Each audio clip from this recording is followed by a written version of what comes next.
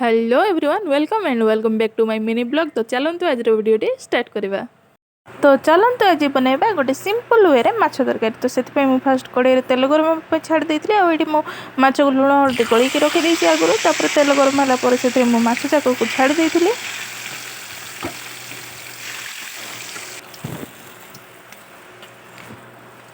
तापर मो माछ जाक को दी साइड कड़ा करके पूरा भाजी देती आउ ताको गोटे जगह को बाहर कर देती।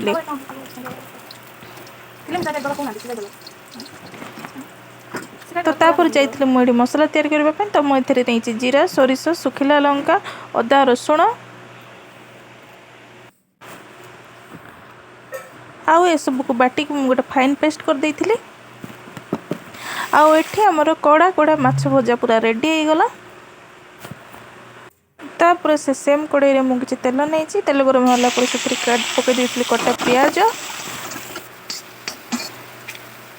तापर प्याज टिके गोल्डन ब्राउन हो गला पर से मो बाटी रखिथिबा मसला को दे देइथिले ताकू भल कषि देइथिले। तो मसला सिझिबा मुझे टिके पानी ऐड करछे।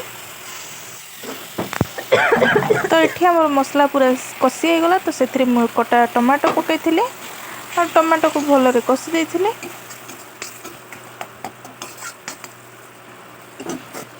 तापर मु पकई स्वाद अनुसार किछि लुण आउ ताकू किछि समय सिझिबा पुणी छाड़ देइथिले। तापर मु किछि पकई हळदी गुंड लंका गुंड आउ ताकू पुणी भल एठी कषि देइथिले।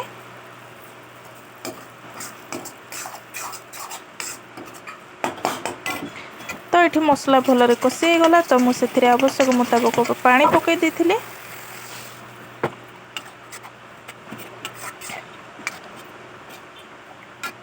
आउ बतरई रखि आंबुल को भी पकई देइथिले आउ किछ समय फुटेबा छाड़ देइथिले। तो ये झोल आमर फुटिकी पूरा रेडी हो गला। तो ये गोटे गोटे करके माछ पीस सब छाड़ देइथिले आउ किछ समय पुणी छाड़ देइथिले आको फुटेबा।